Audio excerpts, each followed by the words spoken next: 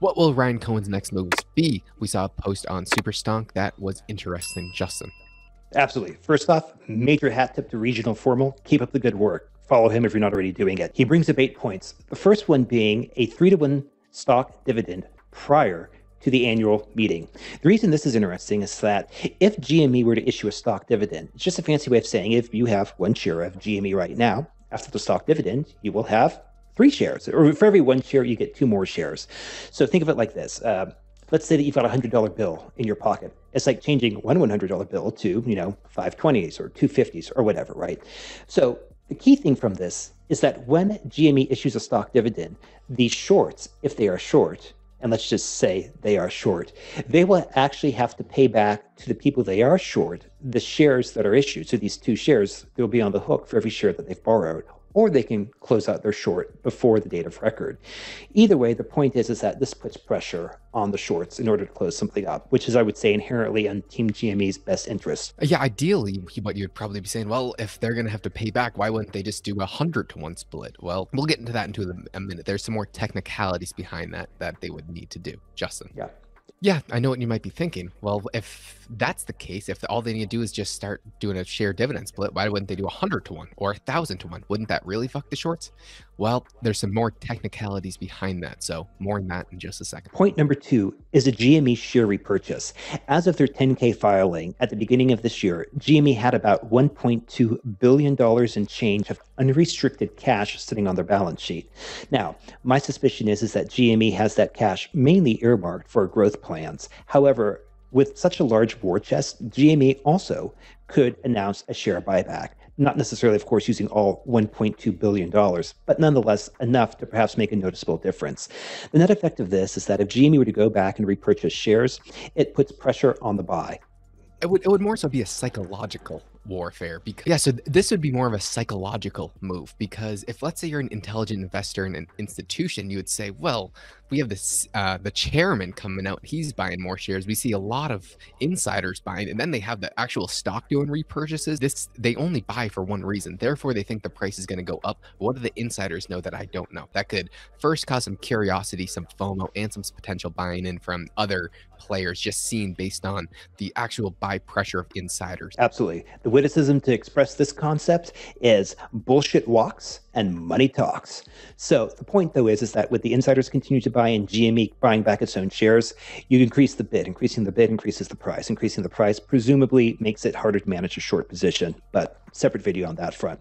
Anyways, number 3 is kind of similar to number 2. If Cohen comes out and announces that he has actually increased his holdings in GME, that would also be another vote of confidence. And Josh, to your point you said earlier, probably a psychological effect as well.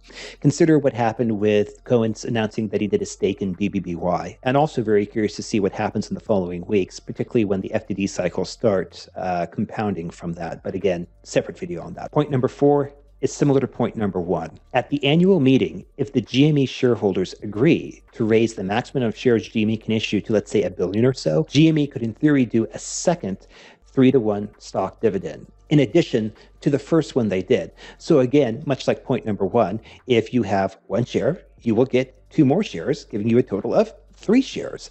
The catch, though, is that, again, shorts would have to cough up 2 shares for every single share that they're short. Net effect being, it puts pressure on the shorts to either close their short position prior to the date of record, or if they wish to maintain their short position, they have to go onto the market and find some way to source 2 shares for every single share that they're short. This is the kind of the technicality behind it. They could do the first share dividend split, let's say 3-to-1, and then go again because they have to issue the shares to make it available. They can't just instantly go 1,000-to-1 because the shares aren't available.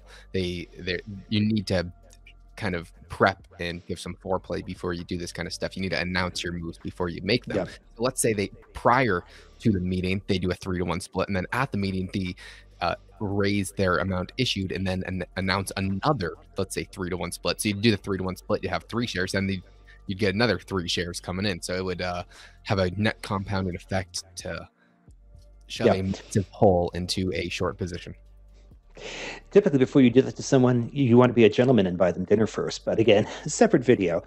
Josh, and also to your point, too, the GME corporate documents will prescribe how many shares GME can actually issue. And that number is, I think, 300 or close to 300 million. So the point is, GME, without amending the corporate charter, GME can do a 3-to-1 stock dividend.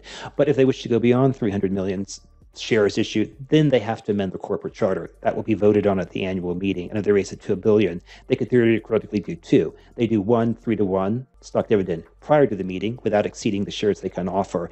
And then if they raise the limit, they can do another 3-to-1 and still not exceed the limit. Either way, if you're short and they do these stock dividends going forward, that's again, that's going to have a psychological effect. We often talk about how what the maximum pain is. We need option FOMO. We need these option gamblers to come into the markets and buy. And if the stock's cheaper, that's obviously more available. But also, we've seen what had happened in other stocks when you do a share split. It makes it more favorable for smaller guys to put on more positions. exactly. And that being said, the plan of retail this time is different. Instead of selling and cash settling your options, if you take delivery, the more and more FOMO there is, the bigger the MOAS will be when it happens. So that is all everything we're seeing is psychological warfare. We see the shorts, they do the same thing. They do everything they can to make the price and the sentiment as depressed as possible, preventing this FOMO. And the company, Cohen, he's doing all these things that's potentially going to have a fighting hook as more psychological FOMO. So this is pretty much, as we've been saying, a psychological game, and we'll see who wins in the end. Cohen is no fool, and nor are the shorts either. So very interesting to see how this plays out. Similar to, Twitter versus Elon versus everyone else. These are not fools. Anyways, Josh, the next 3 points are kind of all along the same thing, but they deserve to be mentioned individually as sorts. It has to do with the NFT marketplace and GME getting into that. So let's just say there's 3 things. If GME announces that they have actually successfully launched their NFT marketplace, if GME announces an NFT spinoff, or if GME announces a new corporation, or if GME announces a new spinoff with the new NFT that's paid out as a crypto dividend to their shareholders, all of these will put pressure on the shorts, particularly if GME chooses to spin off a new entity. Again, think, the NFT marketplace, and they do so as a crypto dividend. The reason this is going to put pressure on the shorts is because the shorts would actually have to supply the crypto dividend to the people they are short the shares on. And because there's only one place to get the crypto dividend versus going to, let's say, an ETF versus going to an IOU or a synthetic, they would have to either close out their position before the date of record of the crypto dividend, or they would have to buy it on the open. Either way, Josh, there is peril for the shorts in such a move. Exactly. The most interesting thing I am looking for is these FTD cycles. PyPhi can give much more knowledge on them, but we know the kind of base layer effect of what they do. So and as well as OPEX that's coming up. So all of this timing, I think, is the next most probable outcome of a MOAS style event. So when we do get the FTD information, we'll pass that along to you guys. It has not yet really come out. But it should be big, especially because all these stocks are kind of the same. We saw a run up in AMC, BBBY, GME, and we saw a lot of buy-ins during critical dates of this FTD exposure. So I do think it's potentially going to see like humongous FTD pile-ups, and if that happens, that's also going to drive more FOMO of the people who are watching it. Let's say there's a scenario where we see double the FTDs that happened last quarter. I mean, that is going to be massive because we saw the delayed run up, which why are they kicking the can down the road again? Just seems like there is something going on behind the scenes that they are. Josh, 2 other things. These weren't touched by Regional Formal, but PyPhi's mentioned this, and I think it's worth noting again. Number 1, we're not seeing the large put walls that typically we've seen in the past in order to suppress the price. I can't talk to the reasons behind that because I'm just not educated enough to talk about it. Again, I would refer you to PyPhi stream to hear the ins and the outs on that. But the key thing is this. What we did see as a repetitive pattern in the past that was used to suppress price doesn't seem to be being used in the future.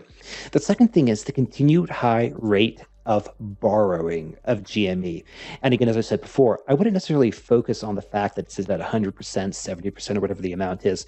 Rather, I would focus on the fact that you have multiple sources reporting sustained higher levels than is otherwise what they have reported in the past. I don't think these numbers would be elevated just for shits and giggles. I sense smoke, and as I'm fond of saying, where there's smoke, there tends to be fire. Yeah, what did we see the weeks and months prior to the first squeeze in January of 2020? We saw the utilization start to spike. We saw the cost to borrow increase at a high rate. We saw the cost to borrow get into the teens and even I believe maybe even into the 20s in a few weeks prior to the squeeze, but they ran it back down. But it stayed elevated at a higher level, kind of like what we're seeing today. Again, it just seems like these cycles could be repeating itself and all counting down into these next moments. I think June is very interesting in many different ways. There's all these potential catalysts, and I don't know what's going to happen, but I am currently positioning my portfolio because I'm still shorter term. I think we'll see some bearish consolidation. So I put on some condors that if this does play out, then I would have a lot more capital that I'd probably put onto some leaps out towards January of 2023. Absolutely. And of course, the other thing too is that if one has enough capital where they feel comfortable buying GME in blocks of 100, also don't forget writing covered calls or doing cash secured puts to manage a position to build up additional capital to acquire more GME shares. Again, I would refer someone to Pi because he can go into a much higher level of detail and a much more sophisticated explanation than I could ever hope to. A higher borrow rate is also interesting because it suggests that they cannot get shares or there is some impediment from going to the EFTs. I think one of the biggest obstacles or one of the biggest advantages that the shorts have had is the fact that they can get synthetics from the EFTs. But if they can no longer use the EFTs, at least to the extent they have used the EFTs, and they have to turn to borrowing, that seems to be a net plus in the sense that there's one less tool that the shorts have at their disposal to maintain their otherwise exotic mechanisms to warehouse their short. Yeah, so there's not a whole lot going on in the short term, but looking out towards June, there's a lot that is potentially going to play out, and we're going to be actively watching this and reporting on it as it happens. So who knows what's going to happen? There's just speculation right now. Once we get the firm data, that's when we'll really come out and let you guys know. So for now, thank you guys, and we will see you on the next one. Take care. Slam. Just